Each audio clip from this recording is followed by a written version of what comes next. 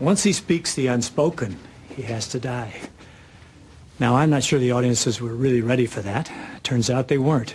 But that's the way Don and I saw it. That's the way it was written in the original book. Now, the studio had other ideas. They would have liked to have seen a nice, happy ending, but life just isn't like that. It wouldn't have had the statement against war if it was like that. So it ended the only way it could have, with Corporal Bernie being sewn into his own shroud. Then lock the stitch underneath, like this. That's the way I did it. No, it's not. Try it again. Doesn't look as if he suffered much. Oh, I'm sure he didn't, Carol. I think probably his heart just gave out. He was in a very weakened condition. Encouraged by Don Siegel, Clint felt ready to direct. He chose Play Misty for Me because it was well within a beginner's range. A small, strong story about a casual romance that goes very wrong. Careful now. Do it. For luck and moral support, he cast Don Siegel in a small part. You're really careful now. Careful. My name is Dave Garver. Evelyn Draper. Sit down, Evelyn Draper. Care for a drink? Okay. What'll it be? Surprise me. Blue Driver? Nice game. Congratulations. Thank you. What happened? I won. How? When? When you said okay. One Coke? I'll tell you, tonight I'm really whipped. Jessica Walter's passionate excess confounds his complacent expectations. In life, I was probably learning as well. Nobody ever knows anything about anything. When it comes right down to it, you kind of get, especially when it comes to the relationship between the genders, you know, it seems like there's always some complication there. Are you trying to say you don't love me anymore? I never told you that I loved you.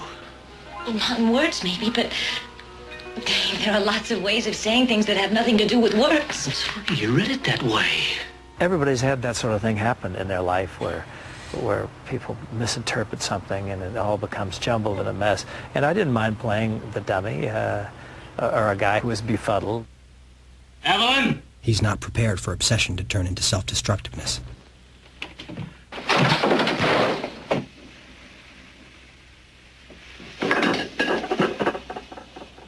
Oh, no.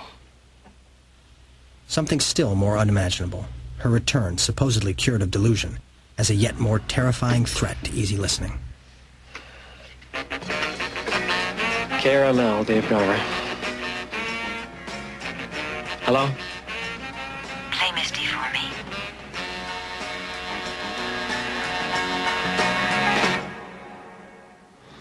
You're a dinosaur, Callahan. Your ideas don't fit today.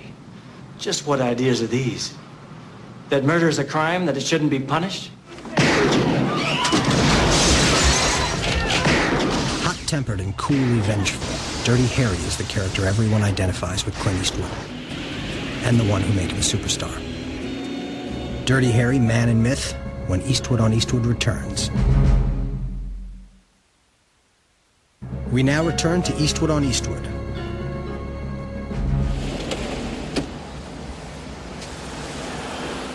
His name was Harry Callahan, Dirty Harry to friend and foe alike. He was a San Francisco cop. He was a blue-collar kind of guy. He symbolized a lot of American anger and frustration. Inspector Callahan.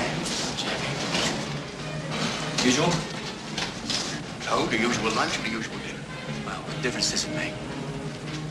Not much. Dirty Harry was honest, and he hated bureaucracy, especially when it got in the way of doing his job. I think most people can identify with that because it happens in their everyday lives. Some people had called the film fascist and what have you, but I think that's nonsense. He was strictly a man who was interested in the rights of the victim. What's the matter with that? But no matter what, I just love this character.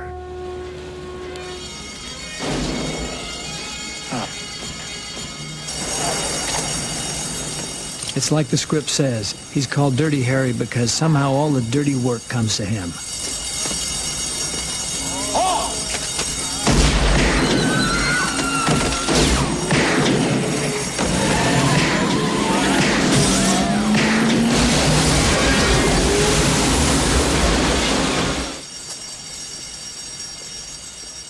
This is the scene that inscribed Harry indelibly on everyone's memory. I know what you're thinking. Did he fire 6 shots or only 5? Well, to tell you the truth, in all this excitement, I've kind of lost track myself. But Ian, this is a 44 Magnum, the most powerful handgun in the world, and would blow your head clean off. You've got to ask yourself one question. Do I feel lucky? Well, do you, punk? I got to know.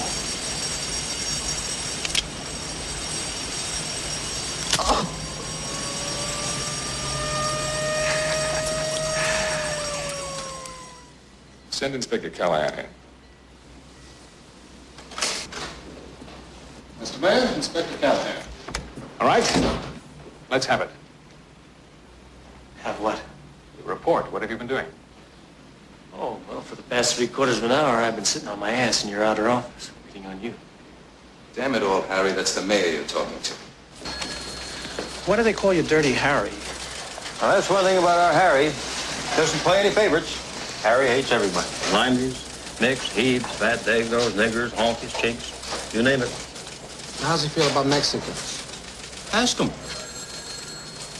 Especially Spicks. I think that's why Siegel and I got along so well in our films, is that I would play a character and I didn't romance anybody. And he always liked that. He said, this guy's always going out of his way to do some crazy thing. What do they want? You want a car? What are you going to do? Give him one. Harry's cheekiness, the sheer heedlessness of the man, was what kept us coming back through 4 sequels.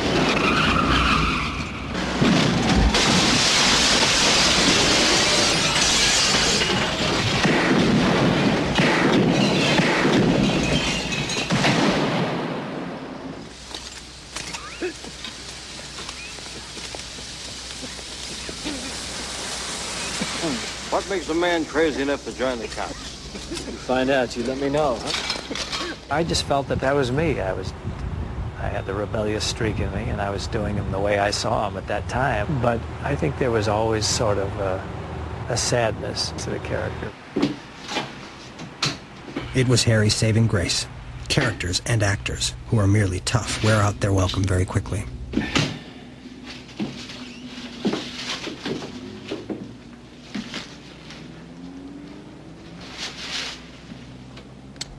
Harry was an inarticulately grieving widower. It explained his loneliness, and it helped justify his passion for his job.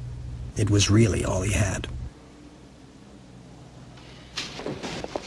Listen, Inspector, I realize that you were not particularly overjoyed by this assignment, because you don't think I'm up to it, do you? Right. All right. In that case, I would like to get one thing straight, and that is the fact that I'm a woman. But I consider that fact absolutely irrelevant from now on, because I will not accept, nor do I expect, any special consideration. Marvelous. He was famously testy with partners, knowing that in action, they would be tested along with him. Of them all, the enforcer's Tyne Daly probably had the toughest time. She had to keep up with him in high heels.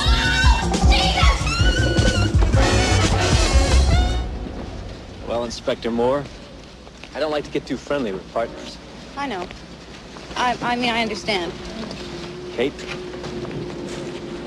you know, whoever draws you as a partner could do a hell of a lot worse. This is as close as Harry Callahan ever came to romance. It could only end one way. Harry, look out!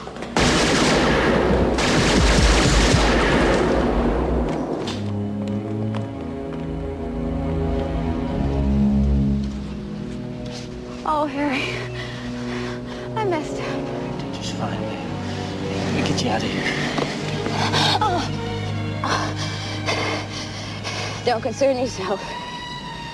Harry.